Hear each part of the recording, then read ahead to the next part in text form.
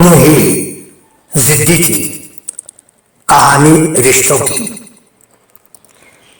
जैसे ही मोनिका ने फोन उठाया, दूसरी तरफ से आवाज आई, हेलो मोनिका, बहुत व्यस्त तो नहीं हो?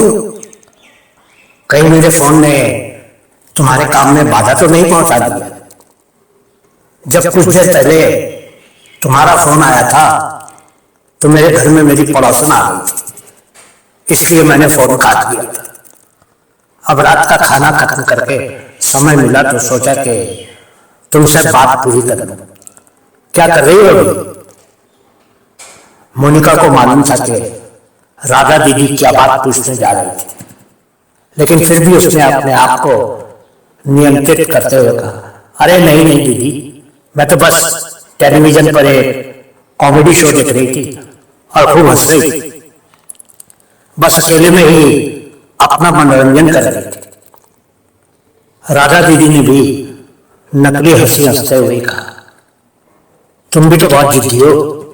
जब तुम्हारा तलाक हुआ था मैंने तुमको कितना समझाया था कि इतनी लंबी जिंदगी तुम अकेले कैसे जी। मैंने तो डाइवोर्स के बाद ही तुमको कहा था कि अब जल्दी से कोई और जीवन साथी ढूंढ लो। मोनिका ने बहुत ही संयत स्वर में कहा, लेकिन दीदी आप तो जानती ही थी कि उस समय मेरे दोनों बेटे बहुत छोटे थे, उनकी देखभाल भी तो जरूरी थी।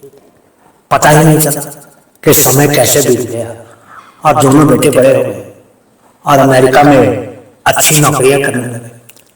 फिर उन दोनों ने अमेरिका की लड़कियों से शादियां कर ली और वहीं के हो गए।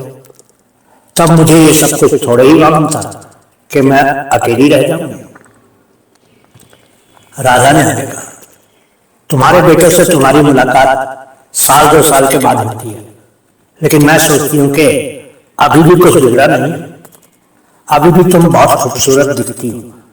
50 की होने वाली, लेकिन तुमको देखकर कोई भी 35 से ऊपर की नहीं कह सकता है।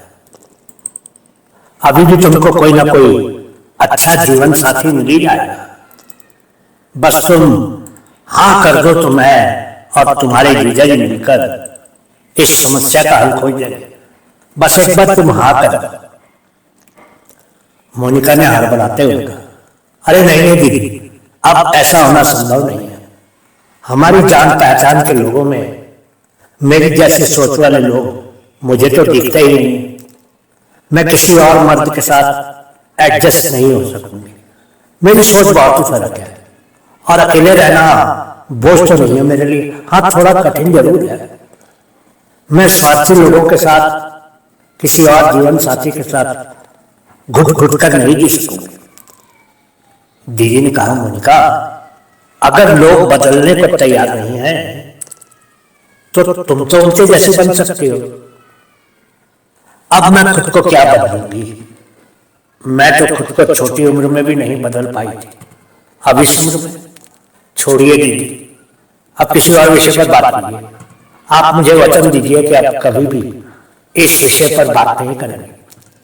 मुझे आपको बार बार यही जवाब देना अच्छा नहीं लगता है।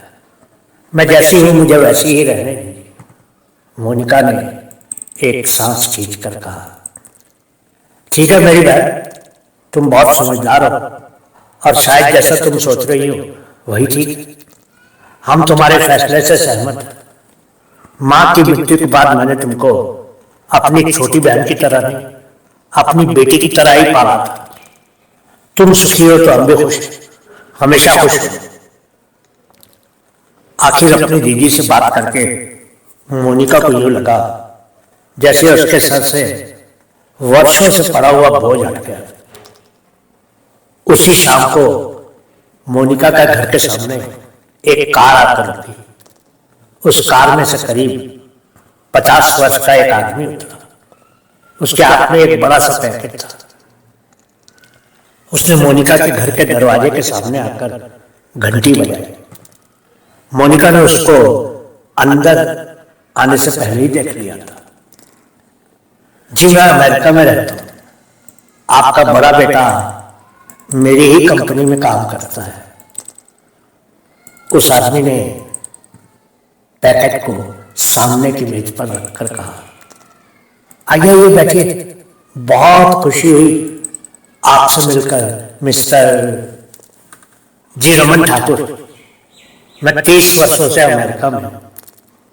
आपकी पत्नी और बच्चे? जी कोई नहीं, मेरी शादी 20 बरस की उम्र में हो गई थी, लेकिन 1 महीने के बाद ही मैं अपनी कार से पत्नी को लेकर कहीं जा रहा था। एक्सीडेंट हुआ, लेकिन मैं बच गया, पर मेरी पत्नी स्वर्ग से धार गई।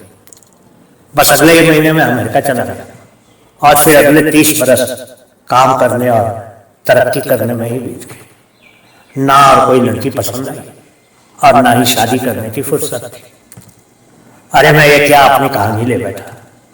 ये पैकेट आपके बेटे ने भेजा है, शायद कुछ कपड़े और नए मॉडल का आईफोन है। उस आदमी ने पैकेट की तरफ इशारा करते हुए कहा। मोनिका रमन ठाकुर को देखकर एकदम हैरान थी, लेकिन उसको अचानक ही ऐसा लगा कि उसकी और रमन ठाकुर की सोच बहुत मिलती थी। तभी रमन ठाकुर ने कहा, आपने कभी दूसरी शादी के बारे में क्यों नहीं सोचा था? माफ कीजिएगा, मैं आपके बारे में सब कुछ जानता हूं। आपकी राधा दीदी अमेरिका में मेरे पड़ोस में ही रहती हैं और आपके बेटे के साथ मैं अक्सर उनके घर आता जाता हूं। जी मुझे बच्चों को पालने और पढ़ाने लिखाने में दूसरी शादी के बारे में सोचने का मौका ही नहीं मिला। मोनिका ने नजरें नीची करते हुए कहा, तो अब कौन सी देरी हुई है? मोनिका ने हैरान होकर कहा, ये क्या कह रहे हैं आप? जी वही कह रहा हूं जो आपकी दीदी और आपके बेटे चाहते हैं। रमन ठाकुर ने मोनिका की आंखों में झांक कर कहा। मोनिका को अचानक ही कुछ हो गया, लेकिन वो इतना तो समझ गई थी कि ये सब कुछ उसकी राधा दीदी ने ही करवाया था और रमन ठाकुर को पैकेट देने के बहाने से उससे मिलने भेजा था। कहते हैं ना, भाग्य लिखा और ईश्वर की मर्जी को कोई नहीं जान सकता है। 1 महीने के बाद ही मोनिका जहाज में बैठकर अपने बेटे और बहन के पास अमेरिका जा रही थी। अब वो श्रीमती रमन ठाकुर थी। कहानी सुनने के लिए आपका बहुत बहुत शुक्रिया। दोस्तों, हो सके तो हमारी इन छोटी छोटी कहानियों को अपने जानने वाले लोगों के साथ भी शेयर कीजिएगा। हम आपके बहुत आभारी रहेंगे। और हो सके तो हमारी चैनल को सब्सक्राइब कर दीजिए और घंटी का बटन दबा दीजिएगा, ताकि हर रोज आपको नई नई कहानियाँ सबसे पहले मिल जाए। धन्यवाद।